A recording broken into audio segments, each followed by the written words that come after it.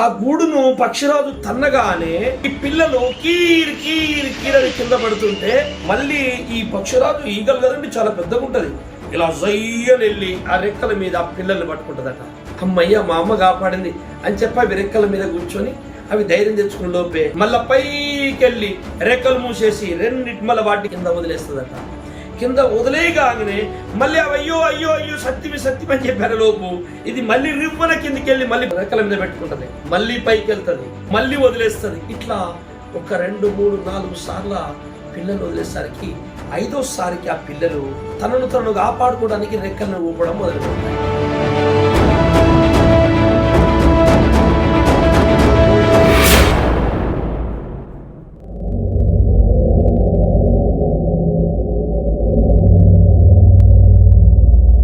Praise the Lord. అందరికీ వందనాలు. మన ప్రభు అయిన క్రీస్తు నుండి మీకు కృపా సమాధానాలు కలుగుగాక. శ్రీ సత్యదేవ మినిస్ట్రీస్ ఛానల్లో ప్రసారమవుతున్నటువంటి విశ్వ విజ్ఞాన వేద పాఠాలనే కార్యక్రమాన్ని వీక్షిస్తున్నటువంటి చూస్తున్నటువంటి క్రీస్తు దాసుదాసులకు సహోదరి సోదరులకు క్రీస్తునందు పిల్లలందరికీ మా నిండు మనసుతో స్వాగతము ఘనస్వాగతం పలుకుతున్నాం. క్రీస్తు స్వరూపములు చెక్కబడుటకు, అనేక సత్యాలు మర్మాలు తెలుసుకున్నటకు, ఆయన రాకటకు సిద్ధపడుటకు ఈ పాఠాలను తప్పకుండా మీరు వింటున్నారని నేను క్రీస్తు పేరట విశ్వాసిస్తున్నాను. ఎవరైనా సబ్స్క్రైబ్ చేసుకున్నట్లయితే సబ్స్క్రైబ్ చేసుకోండి, లైక్ కొట్టడం మర్చిపోకండి, ఇతరులకు షేర్ చేయండి. ఈ పాఠాలను ఇతరులకు మీరు పరిచయం చేయడం ద్వారా మన ప్రభు అయిన క్రీస్తు నుండి ఈ పరిచర్యలో ఈ సేవలో మీకు పాలు పంపులు కలుగుతాయని త్రికారణ శుద్ధితో ప్రగాఢంగా విశ్వాసిస్తున్నాను. మనము ఆలస్యం చేయక దేవుని వాక్య కాంతిలోనికి మనం నేరుగా ప్రయాణం చేద్దాం. నేటి మన ధ్యానం కొరకు మనము ద్వితీయోపదేశ కాండము 32వ అధ్యాయము 11వ వచనం మీద దృష్టి నిలుపుదాం. పక్షిరాజు తన గూడు రేపి తన పిల్లల పైన అల్లాడుచు రెక్కలు చాపుకొని వాటిని పట్టుకొని తన రెక్కల మీద వాటిని మోయినట్లు యెహోవా వారిని నడిపించెను. చిన్న మాట ప్రార్థన చేసుకుందాం. పరిశుద్ధుడవైన మా పరలోకపు తండ్రి, జీవాధిపతి, సకల ఆశీర్వాదములకు కారణాభూతుడా స్వామి, మీ దయగల్ల సంకల్పములో మమ్మల్ని ఇంతవరకు నడిపించిన వాడవు నువ్వే, ఇక ముందు నడిపించు వాడవు నువ్వే అయ్యా. నువ్వు లేకపోతే మేము సత్యమందు ఒక అడుగు కూడా వేయలేము. సత్యమందు మేము ముందుకెళ్తున్నామంటే అది నీ దయగల సంకల్పమే. ఇదిగో తండ్రి, ఈ సమయంలో ఈ కార్యక్రమాన్ని ప్రారంభింపజేసిన వాడవు నువ్వే, దీన్ని ముగింపు వరకు నడిపించేవాడవు నువ్వే తండ్రి. మీ సేవకుని మీ స్వాధీనంలో ఉంచుకొని మీరే ఇక్కడ మాట్లాడి వింటున్న నా సోదరి సోదరులలో నీ బిడ్డలందరికీ నా తండ్రి ఈ మాటలు వారికి గోచరమవులాగున అర్థమవులాగున మీ కృప చూపి అన్ని ఆశ్రయించండి. ఈ కార్యక్రమం ద్వారా చూస్తున్న బిడ్డలందరూ, వారి కుటుంబాలు, వారి పిల్లలందరూ దీవింపబడాలి, ఆశీర్వదింపబడాలి. అనేక సత్యాలు తెలుసుకుని నీకు ఇంకా దగ్గర కావాలి. ఏ విషయంలో మీకు దూరమై ఉన్నామో ఆ విషయంలో దగ్గర ఉంటకు నీ వాక్యము చేత మనం సరిచేయమని మా రక్షకుడు ప్రభువైన యేసు నామములో ప్రార్థిస్తున్నాను తండ్రి, ఆమేన్. దేవుని పిల్లలారా, స్నేహితులారా, పక్షిరాజు జీవితం, దాని బ్రతుకు భూమి మీద అసలు ఎందుకు దేవుడు పక్షిరాజు యొక్క ప్రస్తావన ఈ బైబిల్లో రాశాడో, దాని భూమి మీద దాని ప్రత్యేకత ఏమిటో కొంచెము తెలుసుకోవాలి. అందుకని దేవుని చేత ప్రేరేపింపబడి నేను మీ ముందుకు ఈ వచనాన్ని తీసుకొచ్చాను. దేవుడు ఈ లోకాన్ని సృజించాడు, భూమిని, ఆకాశములను. ఈ భూమి మీద ఎన్నో స్వరూపాలు, ఎన్నో రూపాలు, ఎన్నో జీవులు, జీవరాశులు, రకరకాల రూపములు కలిగినవి, రకరకాల శరీరాలు కలిగినవి.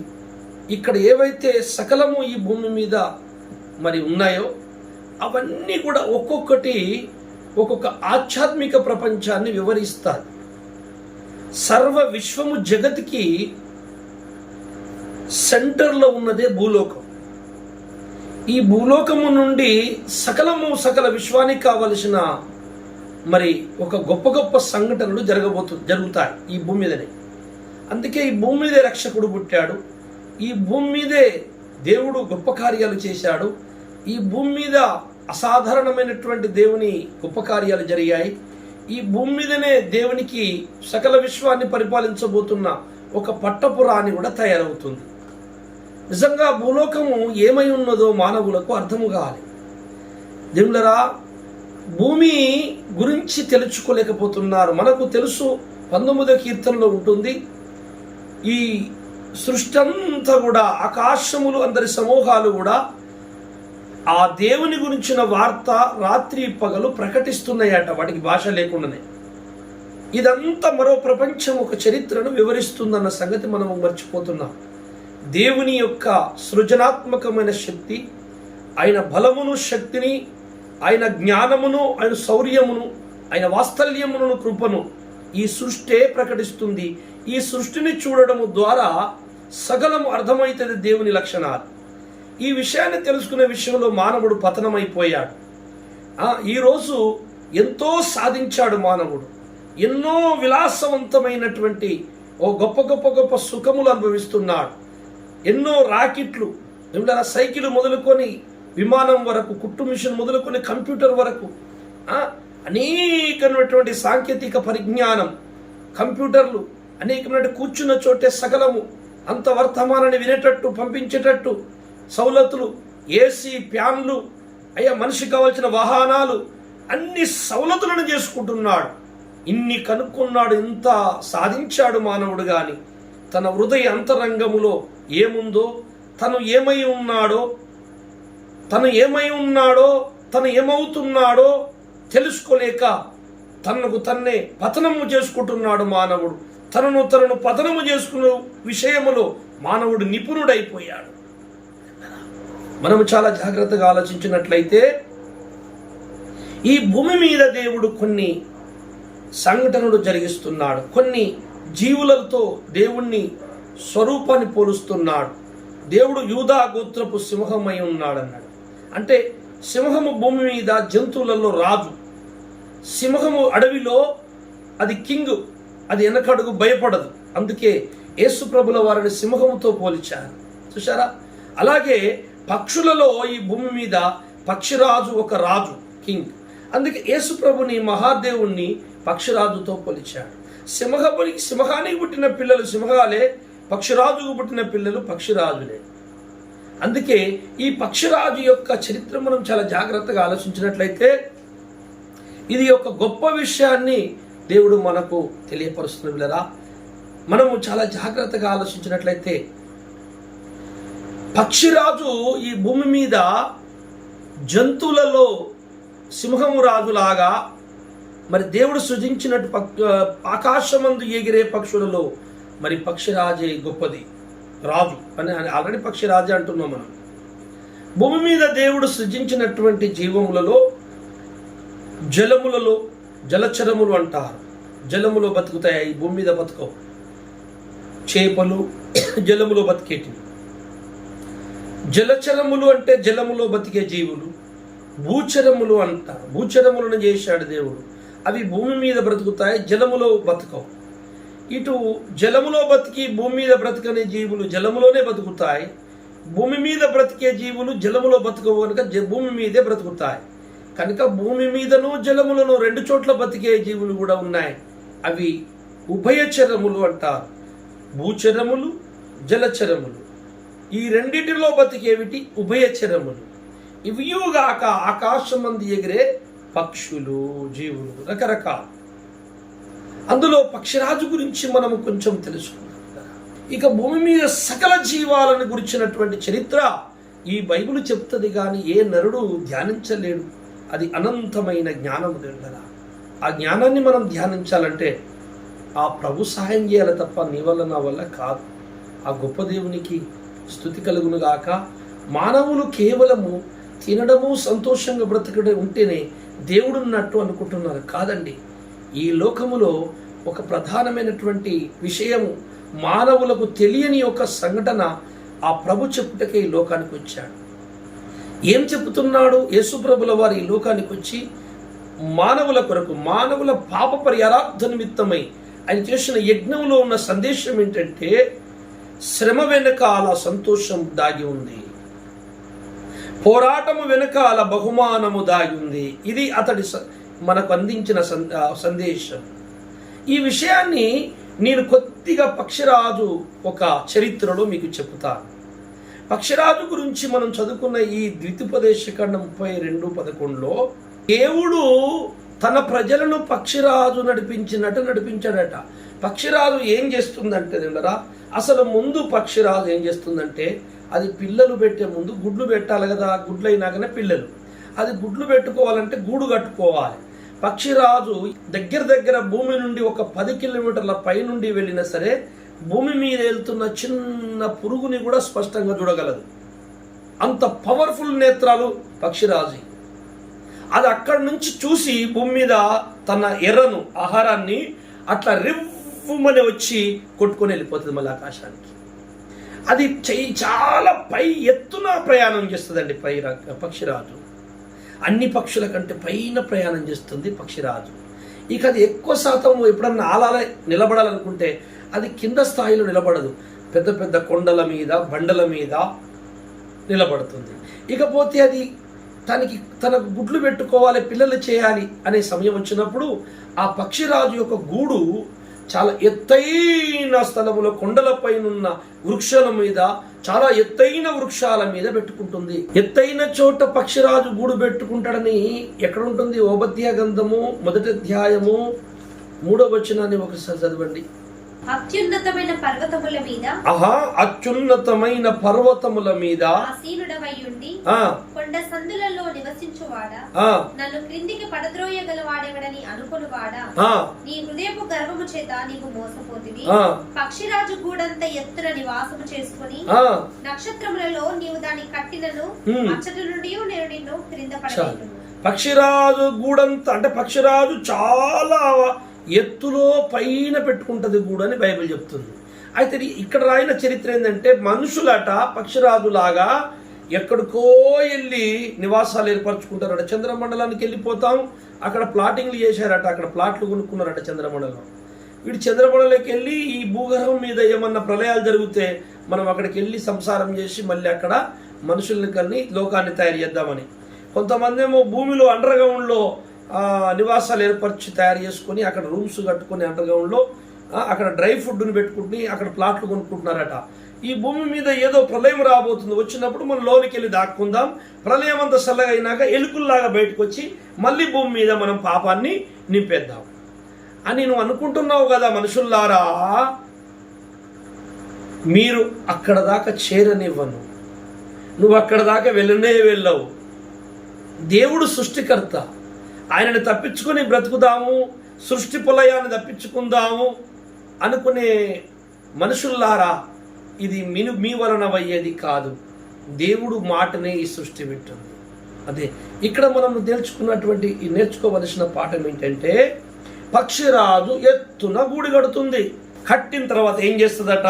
ద్వితీయోపదేశకాండము మనం చదువుకున్నటువంటి 12వ అధ్యాయంలో ఆ గూడు తన పిల్లల్ని పెడుతుంది. తన పిల్లలు చేసిన తర్వాత ఈ పక్షిరాజు ఆహారము తెచ్చి పిల్లలు గూట్లో ఉన్న పిల్లలకు నోట్లో పట్టుకొచ్చి పెడుతుంది. అవి తింటున్నాయి పంటున్నాయి. అవి లేచి తనకు తను రెక్కలు కొట్టుకుంటూ లేచి వెళ్ళిపోయే వయసు వచ్చినను పక్షిరాజు పిల్లలు తన తల్లి అన్నం పెట్టినంత వరకు తింటూనే ఉన్నాయి, కానీ అవి లేవట్లా. అవి బద్ధకమైపోయినాయి, వాటికి లేవడం తెలియదు. మా అమ్మ తెస్తుంది, మేము తింటాం పంటాం, మా అమ్మ తెస్తుంది, మేము తింటాం పంటాం. అయితే పక్షిరాజు ఒకరోజు బాగా ఆలోచించాడు, అయ్యో నేను ఎంతకాలము వీటికి నేను ఆహారం తెచ్చిపెట్టాలి, వాటికి ఇప్పుడు రేపు ఉండా నేను వాటికి వాటే సంపాదించుకోవద్దు ఆహారం, అవి లేవాలి కదా, రెక్కలు కొట్టుకోవాలి కదా, రెక్కలు ఉన్నాయి, మేము కూడా మా అమ్మలాగా లేస్తామని అనుకోవట్లేదేంటి అని ఆ పక్షిరాజు ఏం చేస్తుందట మన రాబడిన ప్రకారం ఇప్పుడు అక్కడ అంటే అది గూడును రేపుతుందట.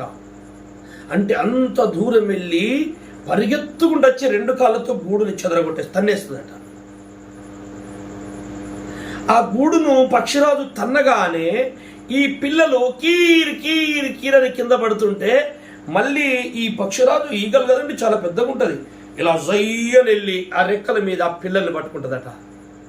అమ్మయ్య మా అమ్మ కాపాడింది అని చెప్పి అవి రెక్కల మీద కూర్చొని అవి ధైర్యం తెచ్చుకున్న లోపే మళ్ళీ పైకి వెళ్ళి రెక్కలు మూసేసి రెండిటి మళ్ళీ వాటిని కింద వదిలేస్తుందట. కింద వదిలేయగానే మళ్ళీ అవి అయ్యో అయ్యో అయ్యో సత్యమి సత్యం అని చెప్పారు లోపు ఇది మళ్ళీ రివ్వన కిందికి వెళ్ళి మళ్ళీ రెక్కల మీద పెట్టుకుంటుంది, మళ్ళీ పైకి వెళ్తుంది, మళ్ళీ వదిలేస్తుంది. ఇట్లా 1 2 3 4 సార్లు పిల్లలు వదిలేసరికి 5వసారికి ఆ పిల్లలు అవి ఏం చేస్తాయంటే ఇట్లా వదిలేయంగానే అవి తనను కాపాడుకోవడానికి రెక్కలను ఊపడం మొదలు పెడతాయి. అలా ఊపడం ద్వారా అవి కూడా గాలిలో నిలబడే ప్రయత్నం చేస్తున్నాయి. అప్పుడు మేము కూడా మా అమ్మలాగా ఎగరగలము అనే శక్తి వాటికి వచ్చేస్తుంది.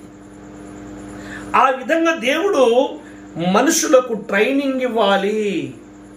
ఏం ట్రైనింగ్ అంటే పరిశుద్ధత, నీతి, న్యాయము, ధర్మం. పాపము నుండి తప్పించుకుని పాపమును ఎదిరించి పరిశుద్ధతలో నిలబడేటువంటి దేవుని ఆజ్ఞలు పాటించేటువంటి శక్తి గల బిడ్డలుగా ఉండాలని ఆ యెహోవా దేవుడు ఆ పక్షిరాజు పిల్లల్ని కదా రెక్కల మీద మోసి మరి ఆడిస్తూ ట్రైనింగ్ ఇచ్చినట్టు యేసుక్రీస్తు ప్రభుల వారు పరిశుద్ధాత్ముడు మనందరికీ ట్రైనింగ్ ఇస్తున్నాడు. నీవు నేర్చుకోవడానికి అనుకూలంగా ఉన్నావా, లేక నీవు నాకు ఈ పరిశుద్ధత, ఈ పాపమును జయించుట, ఈ శ్రమలు అనుభవించుట నాకు వద్దు, నాకు కష్టాలు వద్దు, సుఖముగా ఉండడము కావాలి, నాకు ఏ కష్టము లేకుండా నాకు ఆహారము దొరకాలి, నాకు దేవుడు పెట్టాలని అలాంటి మార్గాలు ఎంచుకుంటున్నావా? ఇకలోక సుఖములను అపేక్షించువారు, ఇకలోక సుఖముల కొరకు దేవుణ్ణి ఆరాధించేవారు పరలోక సంతోషము వారికి దొరకదు. ఇది నిజం, సత్యం.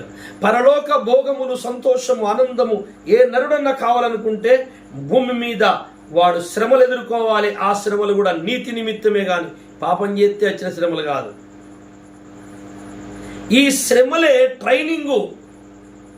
యేసు ప్రభుల వారు ఈ లోకానికి వచ్చి సుఖపడటానికి రాలే, మనందరి కొరకు అనేక శ్రమలు అనుభవించాడు.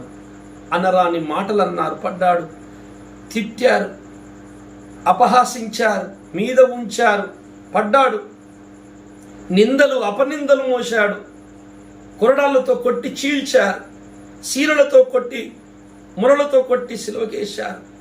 రక్తమంతా మనందరికి వచ్చి గిలగిలగిలగిల కొట్టుకున్నాడు. తండ్రి కొరడాలు కొడుతుంటాయి. దేవునికి ఏం కర్మ, ఎందుకు కొట్టుకుంటున్నాడు అంటే మానవ దేహమును ఉన్నాడు, దేవత్వం అంతా అక్కడ పెట్టొచ్చానని చెప్పాడుగా. దైవత్వమే ఆయనకున్నట్లయితే ఏవాడు కొట్టగలడానని. సో ఇది ఏం చేస్తున్నాడంటే, నేను పక్షిరాజుని, ఇదిగో నేను చేస్తున్న ఈ పని మీరు కూడా పంచుకోండి, నా కష్టములో నా శ్రమలో భాగం. అందుకే పౌలు అంటాడు, క్రీస్తు వదిలిపెట్టిన శ్రమలను నేను పూర్తి చేస్తున్నాను. ఈ పక్షిరాజు పిల్లలు పక్షిరాజులే. క్రీస్తు రాజు పిల్లలు భవిష్యత్తులో రాజులు కావాలంటే క్రీస్తు పడ్డ శ్రమల్లో పాలు పంచుకోవలసిందే, షేర్ చేసుకోవాలి. ఆయన శ్రమల్లోనూ పాలు పంచుకుంటే ఆయన మహిమలో, ఆస్తిలో, సంతోషంలో, పరలోకంలో నీకు పాలు దొరుకుతుంది, లేకపోతే దొరకదు. 2 కొరింథీ పత్రిక 6వ అధ్యాయము 3వ వచనం ఒకసారి చదువుదాం. మా పరిచర్య నిందింపబడకుండు నిమిత్తము ఏ విషయములోనైనను అభ్యంతరమేమీ కలుగజేయక శ్రమలయందును ఇబ్బందులయందును ఇరుకులయందును దెబ్బలయందును చెరసాలలోను అల్లరిలోను ప్రయాసములోను జాగరములోను ఉపవాసములోను మిగిలిన ఓర్పు గలవారమై పవిత్రతతోను జ్ఞానముతోను దీర్ఘశాంతముతోను దయతోను పరిశుద్ధాత్మ వలనను నిష్కపటమైన ప్రేమతోను సత్యవాక్యము చెప్పుట వలనను దేవుని బలము వలనను కుడి ఎడమల నీతి ఆయుధములు కలిగి ఘనత వలనను సుకీర్తి దుష్కీర్తుల వలనను దేవుని పరిచారకులమై ఉండి అన్ని స్థితులలో మమ్మల్ని మేమే మెప్పించుకొనుచున్నాము. దేవునికి స్తుతి కలుగును గాక. దేవులారా, ఇది అసలు చరిత్ర. పౌలయ్య అంటున్నాడు, మనం పక్షిరాజు పిల్లలము. మన పక్షిరాజు యేసు ప్రభుల వారు, ఆయన పుట్టిన పక్షిరాజులం, మనం చిన్నపిల్లల పక్షిరాజు. ఆయన సింహము, యూదాగోత్రపు సింహము, ఆయన పుట్టిన సింహము పిల్లలం. కనుక మన తండ్రికి ఏ గుణం ఉన్నదో మనకు ఆ గుణం ఉండాలి. మన తండ్రి ఏది జయించి పైకి లేచి వెళ్ళిపోయిండో మనం అది జయించి రేపు పైకి వెళ్ళాలి. దేవుని స్తుతి కలుగునుగాక. ఏం నేర్పించడానికి వచ్చాడు యేసు ప్రభు? బాగా డబ్బు సంపాదించేసి చాలా సుఖపడిపోయి వందల మంది దేశం మీద చాలా మంది దగ్గర పేరు తెచ్చుకొని ఈ లోకంలో చాలా ఆనందపడిపోవడానికి దేవుడు మనల్ని ఎంచుకుంది కాదండి. నీతిని ధర్మమును నిలబెట్టడానికి, సాతాను రాజ్యాన్ని తొక్కడానికి, సత్యవాక్యమని ఉన్నది చెప్పడానికి ఎవడన్నా పూనుకున్నాడా వానికి వెనుక ఉంటుందండి శ్రమ. ఆ శ్రమ ఎట్లాంటిది తెలుసా? అది భయంకరమైన నమ్మసాఖ్యముగా బతుకుతామో లేదో అనిపిస్తుంది ఒకసారి. కానీ అట్టి స్థితిలో, అట్టి అసాధారణమైనటువంటి భయంకర స్థితిలో నుండి ఆ పక్షిరాజు రెక్కలు పెడుతూనే ఉంటాడు మన కింద, ఆ పడిపోకుండా కాపాడుతూనే ఉంటాడు. ఎప్పుడైతే అయిపోయిందిరా నా పని, దేవుడు లేడేమో మనకి, ఇన్ని విపత్తులు ఇన్ని ఇబ్బందులు యోబుకు వచ్చినట్టు ఏంది నాకు వచ్చాయి అని అనుకునే లోపే ఏదో అల్ప సహాయాన్ని అందించి మళ్ళీ ధైర్యపరిచి నేను యుద్ధానికి లేపుతూనే ఉంటాడు. పట్టు కత్తి, భయపడకో కొడక, వెళ్ళు ముందుకి అని పక్షిరాజు రెక్కలు చాచినట్టు మనకు శ్రమల్లో మన పక్షిరాజు అయిన యేసయ్య మనకు సహాయం అందిస్తూ ఉంటాడు. మలాకి 4వ అధ్యాయము 2వ వచనం చదవండి. అయితే నా నామమందు భయభక్తులు గలవారు, చూడండి, నా నామమందు భయభక్తులు గలవారికి గలవారగు మీకు నీతి సూర్యుడు ఉదయించును, అతని రెక్కలు ఆరోగ్యము కలుగజేయును. చాలు. నీతి సూర్యుడు ఎవరు? యేసు ప్రభుల వారు. మీకు తెలుసు, ఆయనకు రెక్కలు ఉన్నాయట, ఆ రెక్కలు ఆరోగ్యము కలగజేస్తాయట.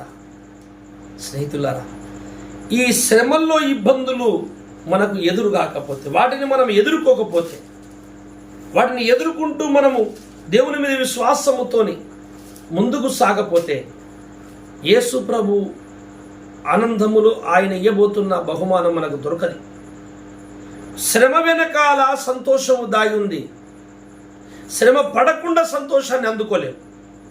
ఒక పోరాటము వెనకాల బహుమానము దాగి ఉన్నది. పోరాటము చేయకుండా నువ్వు బహుమానం అందుకోలేవు, దేవుని దగ్గర కిరీటం పొందలేవు. ఇది జరగదు.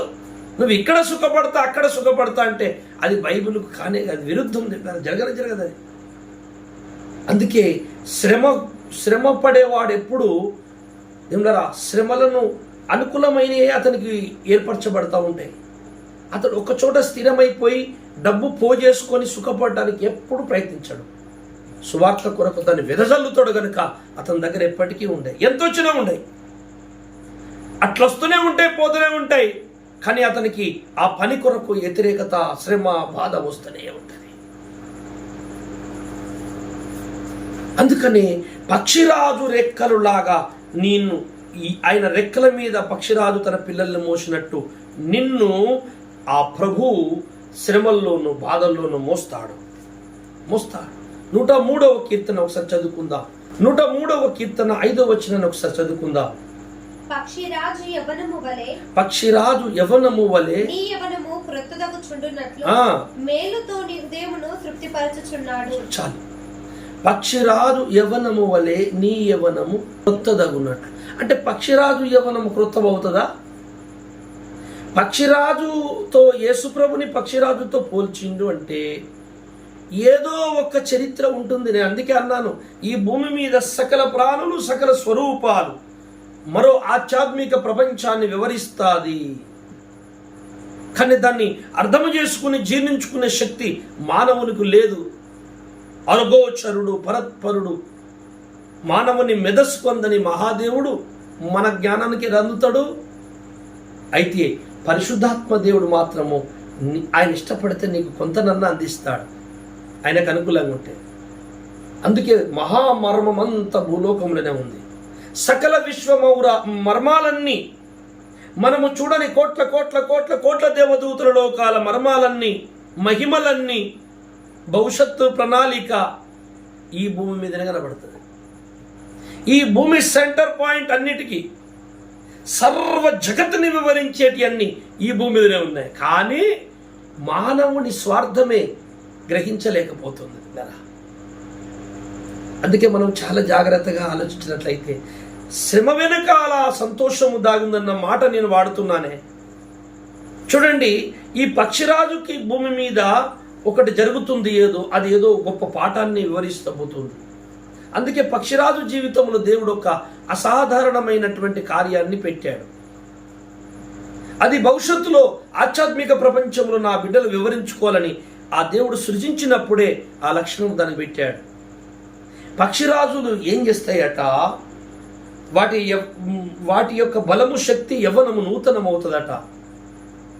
కొంతకాలానికి కొన్ని కాలాలు గడిచిపోయినాక ఈ పక్షిరాజుకైతే ఏం జరుగుద్ది, అది కొంచెం ముసల్లని అంటే వయసు అయిపోయిన తర్వాత, కొంత వయసు అయినాక, పెద్దదైనాక అప్పుడప్పుడు ఈ పక్షిరాజులకు ఈకలు ముదిరిపోతాయి, భారమైపోతాయి. ఈకలు లేతగా ఉండయి, ముదిరిపోయి భారమైపోతాయి, బరువెక్కిపోతాయి. ఏది? రెక్కలు. అందుకే పైకి ఎగరడము పక్షిరాజుకు వల్ల కాదు. కాక ఆ పక్షిరాజులు చాలాసార్లు ఏం చేస్తాయంటే కొండల మీద, అక్కడ బండ మీద, ఎత్తైన వాటి కూర్చొని ఇలా ఈకల్ని పీకేసుకుంటాయి. కొన్ని ఈకలు వాటి రాలిపోతుంటాయి, పండైపోయి రాలిపోతాయి. ఇది పీకేసుకుంటుంది. పీకేసుకున్నాక ఏమిటారా, దానికి ఈకలు ఉండవు. ఈకలు లేకపోతే అది ఎగరలేదు, ఎగరకపోతే ఆహారం లేదు. అయితే చాలా కాలము దానికి అన్నం ఉండదు, ఏమి ఉండదు. అది ఎక్కడో ఒక గూట్లోనో లేకపోతే బండ మీదనో కూర్చొని రాత్రి పగలు చూస్తూ ఉంటుంది. అయ్యో నాకు రెక్కలు లేకపోయా, నా జీవితం అయిపోయినట్టే, నేను చచ్చిపోతా అనుకుంటుంది. నన్ను ఎవరన్నా చూసేదంటే వచ్చి నన్ను కొట్టుకు తినేస్తారు, నేను లేవలేను కదా, ఇప్పుడు నేను ఎత్తులోనే ఉన్నాను కానీ ఎవరన్నా ఏదైనా వస్తే చెప్పలేము అని పక్షిరాజు దిగులుతో కొన్ని రోజులు గడిచిపోతాయి కదా. ఒక 4-5 రోజులు అయిన తర్వాత, ఒక వారము లోపల అలా ఆహారము లేకుండా ఇక సోలిపోతున్న పక్షిరాజుకి, జీవితం మీద ఆశ పోయిన పక్షిరాజుకి, కన్నీరు మున్నీరైన పక్షిరాజుకి రెక్కల వైపు ఇట్లా చూసుకుంటే మెల్లగా కొత్త ఈకలు మొలుస్తుంటాయి. దానికి ఆశ సిగురుస్తుంది, బతుకుతానేమో, నేను బతకాలి, నాకు రెక్కలు వస్తున్నాయి, మళ్ళీ నేను 10 కిలోమీటర్ల పైన ఆకాశ భూమికి పైకి ఎగిరి భూమి ఆకర్షణను జయించి నేను పైకి ఎగరగలను, మళ్ళీ నేను ఆహారం సంపాదించుకోగలను అని చెప్పి రెక్కలు చూసుకొని మురిసిపోతుంది. 1 రోజు, 2 రోజులు, 3 రోజులు అవగానే మొలిసిన తర్వాత కొంచెం బయటకు వస్తాయి. ఇంకా 10 రోజులు, 15 రోజులు కాగానే ఈకలు వచ్చేస్తాయి.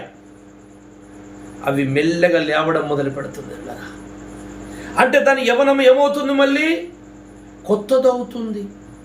అలాగే నీ జీవితంలో కూడా పక్షిరాజు పిల్లలైన దేవుని భక్తులారా, ఓ క్రీస్తు బిడ్డల్లారా, మీ జీవితంలో కూడా చాలా సార్లు నిరాశ, నిస్పృహ, నేను బతుకుతానో లేదో, ఇక నేను సేవ చేస్తానో లేదో, నా జీవితంలో ఇక ఏం లేదు కావచ్చు అని అయిపోయిందిరా, మన చాప్టర్ క్లోజ్, ఈ వయసు మనం ఏం చేయగలము అని అనుకుంటున్న సమయంలోనే ఇదిగో ఆయన పక్షిరాజు పిల్లల్ని నిన్ను ఎత్తుకున్నట్టు నిన్ను మళ్ళీ నూతన యవ్వనముతో నిన్ను నింపి కొత్త ఈకలు వచ్చినట్టు నీకు మళ్ళీ లేచి పనిచేసే శక్తి ఇస్తుంటాడు.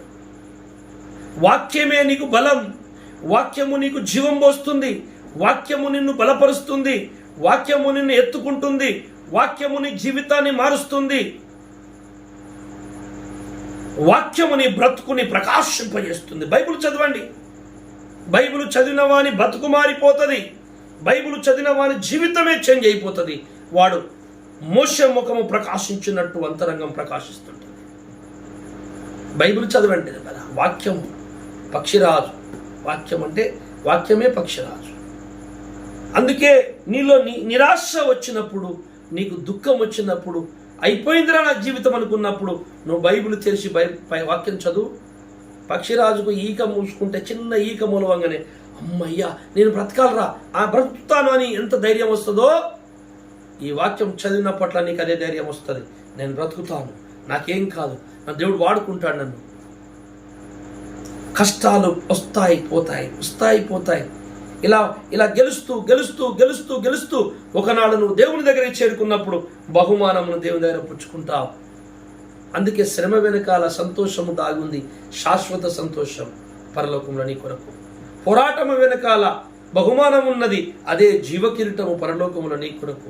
యెషయా గ్రంథము 40వ అధ్యాయము 31వ వచనం చదవండి. యెహోవా కొరకు ఎదురు చూచువారు, దేవుని కొరకు, పరలోక రాజు కొరకు ఎదురు చూచువారు నూతన బలము పొందుదురు. కొత్త బలము అంటే పాతది కృంగిపోతుంది, కొంతకాలం కష్టాలు బాధలు వస్తాయి, కప్పులు బాధలు కష్టాలు రోగాలు, కుటుంబం అల్లకొల్లమైతుంది, పిల్లలు తల్లిదండ్రులకి గొడవలైపోతాయి. కొన్నిసార్లు సాతాను దూరిపోతాడు, అమావాస్య ప్రవేశిస్తుంది నీ జీవితంలోకి. నీకు వెలుగు కనపడదు, ఆశ ఉండదు, మంచిగా అవుతాం బాగుపడతాం అన్నది ఉండదు. భయపడకు, వాక్యం తీసి చదివి ఒక్కసారి కన్నీరు విడుగు, ప్రార్థన చేయి. ఎదుగో ఒక కొత్త శక్తి, కొత్త బలం మళ్ళీ ప్రవేశిస్తుంది లోపలికి. వారు పక్షిరాజుల వలె రెక్కలు చాపి పైకి ఎగురుదురు, అలయక పరిగెత్తుదురు, సొమ్మసిల్లక నడిచిపోదురు. పక్షిరాజు వలె అలయక పరిగెడతారు, పక్షిరాజు వలె వారు పైకి ఎగురుతారు. కింద నుంచి. పక్షిరాజు పైకి ఎలా ఏదన్నా వస్తువు భూమి మీద వెళ్ళరా, ఇలా పడేస్తే కిందనే పడుతుంది, పైకి వెళ్ళదు. అది అందరికీ తెలుసు. ఎందుకంటే భూమి ఆకర్షణ శక్తి ప్రతి వస్తువుని భూమి కిందికి లాగుతుంది. మరి పక్షిని ఇలా వారేస్తే అదెందుకు కింద పడతలేదు అంటే, పక్షి భూమి ఒకవేళ పక్షి గిట్ట 2 రెక్కలు మూచుకొని ఉంటే అది కూడా తుప్పుకున కింద పడిపోతుంది. అయితే భూమి లాగుతుంది పక్షిని కిందికి, కానీ పక్షి భూమికి ఆకర్షింపబడక భూమి యొక్క ఆకర్షణను, భూమి లాగుతున్న ఆ శక్తిని జయిస్తుంది కిందికి కొట్టి రెక్కల్ని. భూమి ఆకర్షణ శక్తిని అధిగమించి పైకి వెళ్ళిపోతుంది పక్షిరాజు. యేసుప్రభుల వారు ఈ లోక ఆశలు, ఈ లోక ఆడంబరాలు, ఈ లోక సుఖాలు, ఈ లోక పాపాలు, సాయితాను అని సంబంధము, చీకటి ఏది కూడా ప్రభుని ఉంచలేకపోయినాయి. ప్రభు పక్షిరాజు వలె సమస్తమును జయించాడు. ఈ ఇహలోక జీవితాన్ని, కోరికలను జయించాడు, ఇహలోక ప్రేరేపణను జయించాడు. సాతాను ఒత్తిడిని, శ్రమను, బాధను అన్నిటిని, భూమాకర్షణ శక్తిని పక్షిరాజు జయించినట్లు యేసు ప్రభుల వారు పక్షిరాజుతో పోలుస్తున్న యేసు ప్రభుల వారు కూడా సకల పాప శక్తిని తొక్కి పడేశాడు. అలాగే పక్షిరాజు పుట్టిన నువ్వు కూడా ఈ భూమి ఆకర్షణ శక్తిని జయించాలి. 5వ రోజున ఏం చేశాడంటే దేవుడు జలచరములను అనగా చేపలను, చేపలను, పక్షులను, ఎగురు పక్షు జాతులు అన్ని పక్షి జాతులు, అలాగే నీటిలో బ్రతికే చేపలు అన్ని జాతులు. ఆ రోజున ఈ రెండింటిని ఎందుకు చేశాడు? ఈ రెండింటిని కలిపి ఎందుకు చేశాడు? చాలా జాగ్రత్తగా వినాలి పిల్లరా. దేవుడు ఏది చేసినా అందులో గొప్ప అనంతమైన జ్ఞానము, మర్మం ఉంటుంది. చేపలు కూడా రెక్కలుంటాయి. చేపలు కూడా చూడండి, చాలా చేపలు రెక్కలతోనే కొట్టుకుంటూ నీళ్ళలో ప్రయాణం చేస్తాయి. ఒక్కొక్కసారి నీటి నుండి పైకి ఎగురుతాయి రెక్కలతో చేపలు కూడా ఎగురుతాయి. చేపలు కూడా భూమి ఆకర్షణ శక్తిని జయిస్తాయి. భూమి ఎక్కడో ఉంటుంది, నదిలో, సముద్రంలో. దానికి కిందికి వెళ్లకుండా చేప ఇలా కొట్టుకుంటూ పైకి లేస్తూ ఉంటుంది.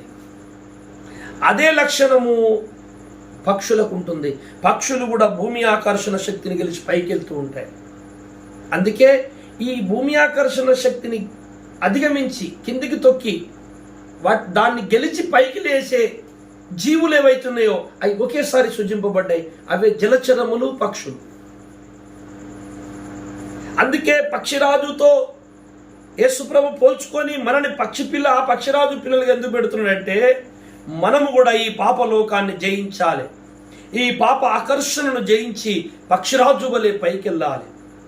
ఈ కార్యక్రమంలో, పైకెక్కుతున్న కార్యక్రమంలో మనం ఈ పాపాన్ని జయించి, భూమి ఆకర్షణ శక్తిని జయించి, పాపలోకాన్ని జయించి మనం పైకెగుడుతూ దేవుని కొరకు నడుస్తున్నటువంటి సమయంలో మనకు కొన్నిసార్లు కష్టాలు, శ్రమలు, బాధలు ఎదురవుతాయి. అప్పుడప్పుడు ఎగరలేని పరిస్థితులు వస్తాయి. మన ఈకలన్నీ ఊడిపోతాయి, మన బలశక్తులన్నీ కూలిపోతాయి, మనకెవరు సాయము చేయరు. అట్టి సమయంలో కూడా నిరీక్షించి ఎదురు చూసుకుంటూ యెహోవా కొరకు కనిపెట్టు వాళ్ళారా అంటున్నాడు. కనిపెట్టుకుంటూ నువ్వు వాక్యము చదువుకుంటూ స్తుతించుకుంటూ, తండ్రి నువ్వు సిద్ధమైతే మరొకసారి నాకు అవకాశం ఇయ్యి.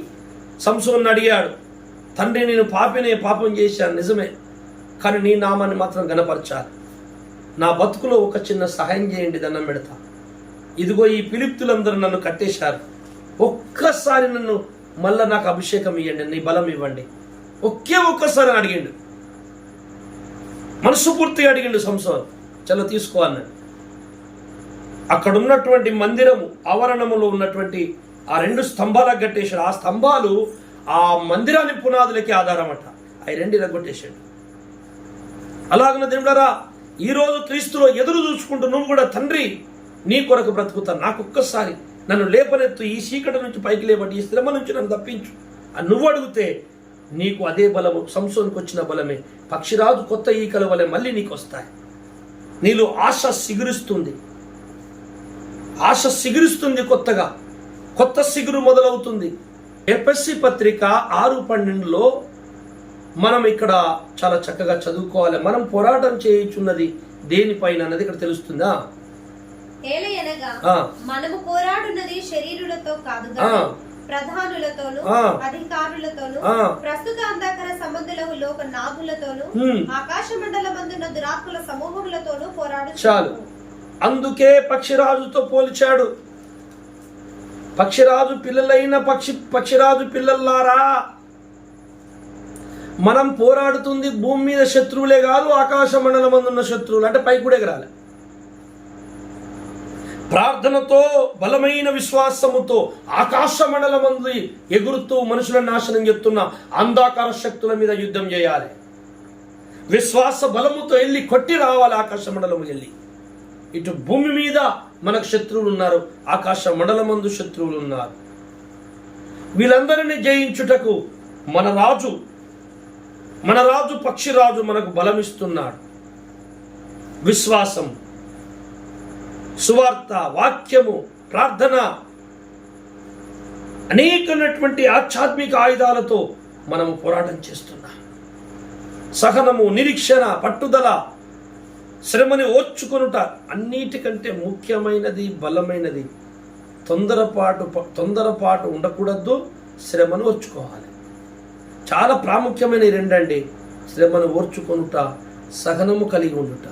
శ్రమని ఓర్చుకొనుట, సహనము కలిగి ఉండుట, ఈ 2 లక్షణాలు ఉంటే ఖచ్చితంగా అంధకార రాజ్యం నీ కాలి కిందేసి తొక్కిత్తడేసయ్యా.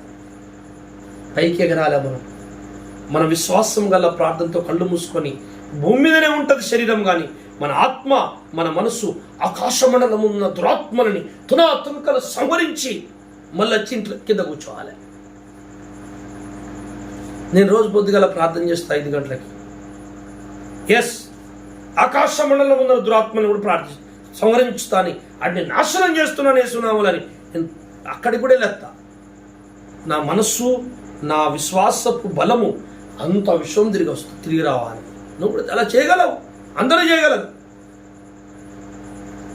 ప్రార్థన ఒక మర్మమైంది. ప్రార్థన భగవంతునికి, భక్తునికి అనుసంధానమైనది. ప్రార్థన ద్వారా దేవుణ్ణి మానవుడు కలుచుకుంటాడు, మాట్లాడుతాడు.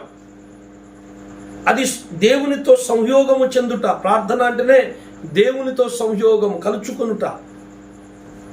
దేవుని శక్తిని పుంజుకొని, పక్షిరాజు శక్తిని పుంజుకొని ఈ పక్షిరాజు పిల్ల పైకెగిరి అంధకార రాజ్యాన్ని కూలగొడుతుంది. సాతానికి ఎవడంటే భయం తెలుసా? ఈ పైసల కోసం, దానికోసం తాపాకులాడేటోళ్ళు, అబద్ధ బోధలు చెప్పుకుంటూ బతికేటోళ్ళు అంటే ఆయనకి భయం ఏం లేదు, మావాడే కదా అని ఊరుకుంటాడు. వానికి ఎప్పుడు భయం అంటే ఎవడు ఎక్కువ ప్రార్థన చేస్తాడో వాడంటే భయం. ప్రార్థన చేసేటోడు అట్టిగా ఉండడు, వాడు పని కూడా చేస్తాడు. ప్రార్థన చేసినట్టుగా ఎందుకు ఉంటాడు? పని కూడా చేస్తాడు. పని చేసేటోడే ప్రార్థన చేస్తాడు. దేవుడరా, ప్రార్థన పరులంటే సాతానికి వణుకు, భయం. అందుకే ప్రార్థన పరులు, సువార్థికులు, బలమైన సేవకులు, పరిచారకులను చూసి వాడు భయపడి వారికి ఆటంకాలు, కష్టాలు, బాధలు ఎదురు చేస్తుంటే వీళ్ళు పక్షిరాజు పిల్లల వలె పైకి ఎగురుతూ, జయిస్తూ, అని ఆకర్షణను, వాని ఒత్తిళ్లను, వాని బాధలను జయిస్తూ ముందుకు సాగుతారు. ఆ ఇబ్బందుల్లోను, ఇరుకులోను, ఆకలి దప్పికలోను, కరువులోను మేము ఎడతెగక ప్రార్థించి ముందుకు సాగుతున్నాం, యుద్ధం చేస్తున్నాం అంటున్నాడు పౌలు. అలాగే మన యుద్ధోపకరణములు శరీర సంబంధమైనవి కావంటున్నాడు. మళ్ళీ ఆకాశ మండలం అందున దురాత్మలతో యుద్ధం చేస్తున్నావా?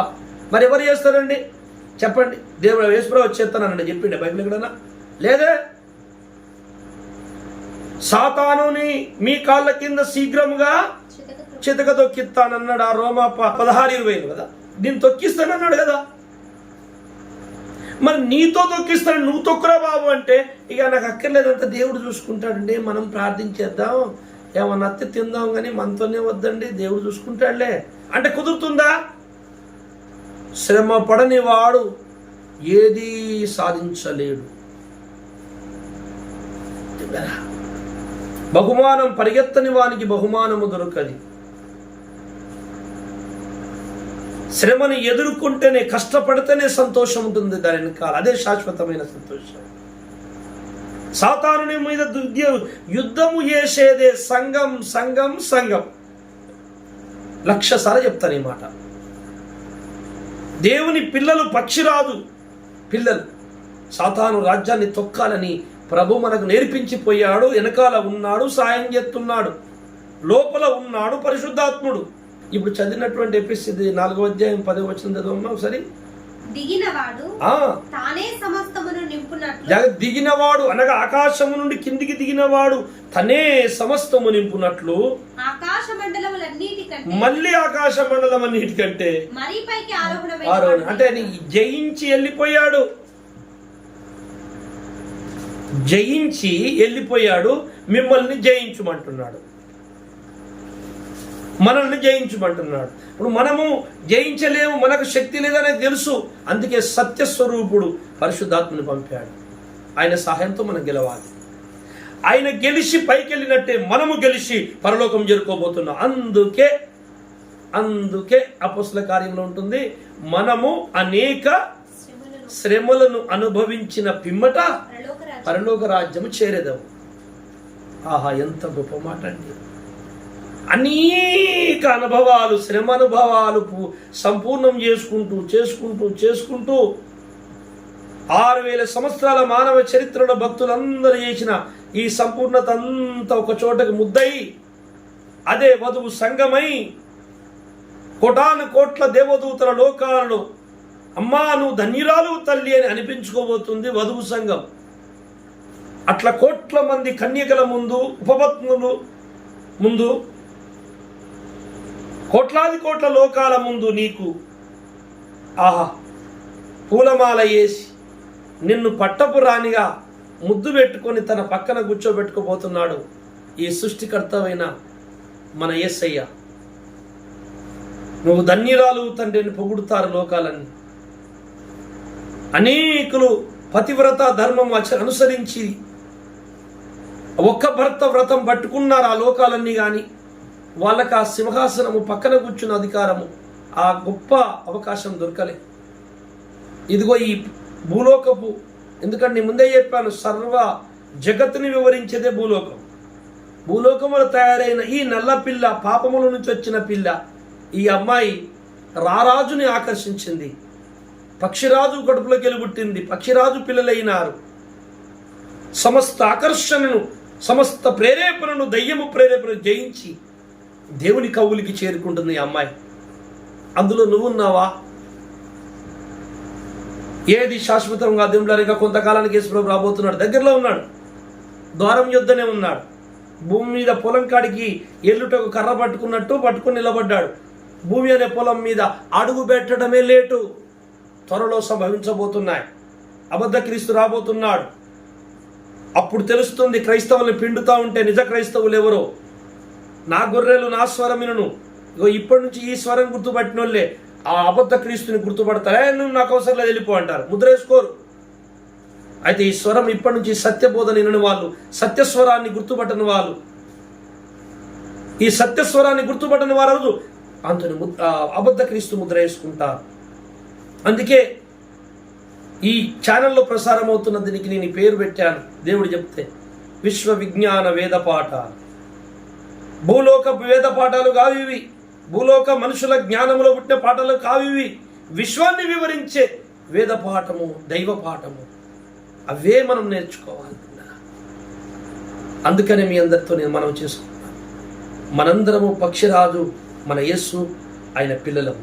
ఆయన జయించినట్టు మనం జయించాలి. పక్షిరాజుకు ఈకలన్నీ ఊడిపోయే రోజు ఉంటుంది, నిస్సహాయ స్థితి. ఆయనకు ఇక నమ్మకం పోతుంది ఆ పక్షికి. ఆయనను కొత్త ఈకలు రాగానే దానికి ఒక ఆశ సిగురిస్తుంది. అలాగే మనకు కూడా కొన్ని రోజులు అమావాస్యలాగా కొంత చీకటి ఆవరిస్తుంది, కొంత కష్టాలు ఆవరిస్తాయి, బాధలు ఆవరిస్తాయి, పరీక్షింపబడతాం. అందులో మనం బలంగా ఉంటే మనం కూడా కొత్త సిగురు అవుతాం. మళ్ళీ కొత్త సిగురు పుడుతుంది, మనలో ఒక ఆశ పుడుతుంది. దేవుడు నడిపిస్తాడు. శ్రమ ద్వారానే సాతాను జయించగలం. శ్రమ ఎదురవుతుంది, చెక్కు చెదరకుండా విశ్వాసం ఉంటుంది, సాతాను తొక్కుతాం. శ్రమ ఎదురవుతుంది, చెక్కు చెదరని విశ్వాసం ఉంటుంది, సాతాను తొక్కుతాం. వాడు ఓడిపోతా ఉంటాడు. నువ్వు ఎప్పుడైతే నమ్మకంగా నిలబడతావో సాతాన్ని కొట్టినట్టే లెక్క. నువ్వైతే నమ్మకంగా నువ్వు అనుకున్నది దేవుని వైపే చూస్తావో సాతాన్ని కొట్టినట్టే లెక్క. అందుకే మన యుద్ధోపకరణములు శరీర సంబంధమైనవి కావు, విశ్వాస సంబంధమైనవి. మనందరము కూడా ఈ లోకములో మన ప్రభు కొరకు నిలబడి ఈ భూమి ఆకర్షణ శక్తిని జయించి పైకి లేచిన పక్షిరాజుల వలె ఈ లోక పాపములను, చెడ్డ గుణములను, ప్రేరేపణను, ఈ శరీర సంబంధమైన గుణాలను మనము జయిస్తూ దినదినము మనం బలం పొందుతాం. నూతన బలం పొందుతుందాం. బలం పొందేది శరీరము కాదండి, ఆత్మలో బలం పొందాలి. పాపానికి గాని చెడుకు గాని ఏమాత్రం అవకాశం ఇయ్యని హృదయం, వజ్రాసాదృశ్య హృదయం, నిశ్చలమైన హృదయం, దృఢచిత్తము కలిగిన హృదయం. దేవులారా, అలాంటి బలమైన హృదయము మనము కలిగి సాతాను రాజ్యం మీద దండెత్తుదాం. సాతాను నిర్మూలం చేసి పడేద్దాం. ఇది మనతోనే అవుతుంది, మనతోనే జయిస్తాడు దేవుడు. భూప్రపంచంలో క్రైస్తవులందరూ ఒక తాటి మీదకి రావాలి. చల్లగా అయిపోయిన హృదయ బలిపీఠాలు ఒక్కసారి తండ్రి బగ్గున మండించు ప్రభు అని ప్రార్థన చేస్తున్నా రోజు నేను. భూప్రపంచం ఉన్న క్రైస్తవులని ఒక్కసారి అపోస్తుల కార్యంలో జరిగినట్టు బగ్గున మండించు తండ్రి.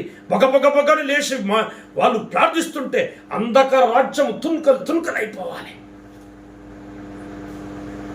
సర్వ విశ్వమంతా నిండు మనసుతో నా తండ్రిని ఆరాధించాలి. ఆ రోజు రావాలని ఆశపడుతున్నా నేను.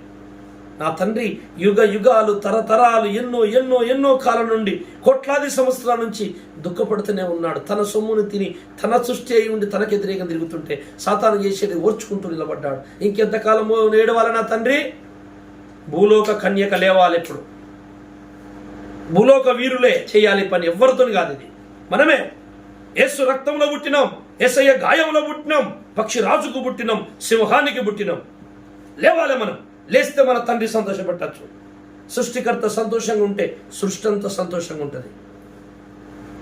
సత్యసేవకుని హృదయం ఆనందం ఉంటే సంఘం అంతా సంతోషం ఉంటుందని బైబిల్లో ఉంది. అందరికీ తెలుసు, ఎబ్రీ 13:17. మీ పైన నాయకుడు సంతోషంగా మిమ్మల్ని కాయాలి, అతడు దుఃఖంతో చేస్తే మీకు శాపమే. ఎస్, సృష్టికర్త సంతోషంగా ఉంటే సృష్టి అంతా సంతోషం. అందుకే సృష్టికర్త సంతోషంగా లేడు, సృష్టి అంతా ఇట్లా పాడైపోయింది. ఇప్పుడు మన యుద్ధము ద్వారా, మనం చేసే పని ద్వారా సాతాను శక్తులు తొక్కబడిన తర్వాత ఈ సృష్టి మొత్తం నిండు మనసుతో దేవుని ఆరాధిస్తుంది. సర్వలోకాలు దేవుని ఆరాధిస్తాయి నిండు మనసుతో, లోపము లేని మనసుతో. అప్పుడు నా తండ్రి ఆనందభరితుడై నవ్వుతాడు. ఆ నవ్వుని నేను చూడాలని ఆశపడుతున్నాను. ఆహా తండ్రి, ఎన్ని సంవత్సరాలకు, ఎన్ని కోట్ల ఏళ్లకు నువ్వు మంచి మనసుతో లోపము లేని ఆరాధన అందుకుంటున్నావు తండ్రి. ఇంత ఆనందం పొందినవా తండ్రి, చాలు మా ధన్యులం అంటలేదు. అలాంటిది అంత సృష్టికర్తను సంతోషపెట్టే పని ఈ విశ్వలోకాలు ఎవరు కాదు, మానవ సమూహమే చేయబోతుంది. మనమే, సంఘమే. సంఘముకు పట్టపు రాని స్థానము ఎందుకు దొరుకుతుంది? ఇందుకే. ఎవ్వరు చేయలేని సేవ చేస్తుంది సంఘం. ఎస్, క్రీస్తునందు పిల్లలారా, నా స్నేహితులారా, మీ అందరిని దేవుడు దీవించునుగాక. ఈ పాఠం ద్వారా మీ అందరి హృదయంలో కొత్త ఆశ సిగురు దేవుడు పుట్టించి, నూతన బలమిచ్చి, సేవలో పరిగెత్తే శక్తినిచ్చునుగాక. మిమ్మల్ని ఇబ్బంది పెడుతున్న అంధకార, మాంత్రిక, దుష్ట శక్తులు నిర్మూలమైపోవునుగాక అని నేను ప్రార్థిస్తారు. నా కోసం మీరు చేయండి. ఎస్, అందరం కలిసి సాతాన్ని కూలగొడదాం. ఈ లోకములో ఆ సాతాను సంబంధులైన వ్యక్తులందరూ ఒకటై దేవుని రాజ్యాన్ని కూలగొట్టడానికి ప్రయత్నిస్తుండ్రే. మరి దేవుని రాజ్య సంబంధం మనం ఎందుకు ఒకటి కావద్దు? అందరం ఏకతాటి మీదకి వద్దాం, బలమైన ప్రార్థన చేద్దాం. ఇదిగో చర్చిలు గులగొడుతూ మనోళ్ళని ఎంతో మందిని చంపేస్తూ ఎంతో బాధ పెడుతున్నారు, దుఃఖ పెడుతున్నాయి శక్తులు. దేవుడారా, ఆ ప్రార్థన చేద్దాం, క్రియా చేద్దాం, ప్రార్థన చేద్దాం, మనతోనయ్యే పని చేద్దాం. తప్పక దేవుడు సహాయం చేస్తాడు. మనందరం కలిసి దేవుని కౌగిట్లో చేరుకోవాలి అంటే ఈ భూమి మీద ఆ ప్రభు కోసం పోరాటం చేయాలి. యుద్ధము చెయ్యకుండా, చివరి మాట, యుద్ధము చెయ్యకుండా ఎవడూ రాజు కాడు. ఎందుకంటే రాజ్యము మన చేజిక్కాలి. రాజ్యం మన చేతిలోకి రావాలంటే యుద్ధము చెయ్యాలి. రాజు దగ్గర నువ్వు మీరు రాజులైన యాజక సమూహం అన్నాడు కదా, మరి మీరు రాజులు కావాలంటే యుద్ధం చేయదు. భూమి మీద ఆ యుద్ధం అక్కర్లేదండి. ఊరికే తేరగా తినుకుంటా, అలా పాటలు పాడుకుంటా, స్తోత్రం చెప్పుకుంటా, ఏమంటే బిర్యానీ తినేసుకుంటా, అట్లా గంట సేపు ప్రార్థన చేసుకుంటా మళ్ళీ మేము యథావిధి ఉండిపోతామండి. యుద్ధం అంటే మంతులు కాదండి అంటే యుద్ధం లేని రాజ్యం లేదు. యుద్ధం యుద్ధం యుద్ధంతోనే ఉంది పరలోకం. పాపాలు ఉచితంగా క్షమిస్తానని బైబిల్ చెప్పింది, కానీ పరలోకం ఉచితంగా ఇస్తాను ఆడుంది. యుద్ధముతోనే ఉంది పరలోకం అన్నాడు యేసయ్య. రైట్, ఈ రోజు నుంచి మీరు ఈ ఆలోచన, ఈ దృక్పథం, ఈ తీర్మానం మీకు రావాలని మాట్లాడినా దేవుడారా, మనందరము ఇలాంటి బలమైన తీర్మానంతో యుద్ధం చేద్దాం. దేవుని రాజ్యాన్ని స్థిరపరచుదాం, కట్టుదాం, మన దేవుణ్ణి సంతోషపెడదాం, ప్రార్థన చేసుకుందాం. ఈ పాఠము మీ హృదయంలో దేవుడు ఆశీర్వదించి ఫలింపచేయునుగాక. పరిశుద్ధుడా పరమ తండ్రి, నీకు స్తోత్రముల కృతజ్ఞతలు. అయ్యా, మీరు నా హృదయంలో పెట్టిన ఈ తలంపుని నేను పలికించిన వాడు కూడా నీవే, నేను కాదు స్వామి. ఒక పక్షిరాజుని ఈరోజు తీసుకొచ్చారు. ఆ పక్షిరాజు మీకు ఎందుకు పోల్చుకున్నారో, మరి ఆ పక్షిరాజు జీవితంలో భూమి మీద ఏం జరుగుతుందో, ఆ సాదృశ్యము, ఈ నిజ రూపము మాలో ఏం జరగాలో నువ్వు వివరించి చెప్పావు తండ్రి. నీ కృతజ్ఞతలు, స్తుతులు. అలాగున ఈ భూప్రపంచంలో ప్రతిదీ ఒక పాఠాన్ని నేర్పుతుంది, కానీ అది మేము తెలుసుకునే విషయంలో విఫలమైపోయాం. మీరు నేర్పుతేనే తండ్రి మాకు వస్తుంది. అయ్యా, మానవులము మట్టి పురుగులము, మా జీవితానికి, మా ఆలోచనకు, మా జ్ఞానానికి అంతమున్నది, అద్దున్నది, కానీ నీ జ్ఞానం అనంతమైంది స్వామి. నా తండ్రి, నీ అనంతమైన జ్ఞానములకి ఏదో కొంత మాకు జీర్ణమైనంత మాకు నేర్పిస్తున్నందుకు నీ కృతజ్ఞతలు. కానీ ఒకటి మాత్రం ప్రభాని కాళ్ళు బట్టి అడుక్కుంటున్నాను, ఆ అంధకార రాజ్యాన్ని మేము తప్పక జయించాలి. అలాంటి ప్రార్థన, విశ్వాసము మాలో పుట్టించి మమ్మల్ని ముందుకు తీసుకెళ్ళమని ఇన్నటువంటి నా సోదరుడు నీ బిడ్డలందరికీ ఈ శక్తి బలం అనుగ్రహించి వారి కుటుంబాలను వారిని ఆశీర్వదించుమని, అన్ని విషయంలో సాతాను ఎవరెవరైతే ఏమైనా శోధిస్తున్నట్లయితే యేసు నామములో ఆ శోధన తొలగించి స్వస్థపరచుమని యేసయ్య పేరిటనే ప్రార్థించి పెట్టుకుంటున్నాను తండ్రి. ఆమేన్. అందరికీ వందనాలు. Praise Lord. మరలా కలుసుకుందాం. దేవునికి మహిమ కలుగును గాక.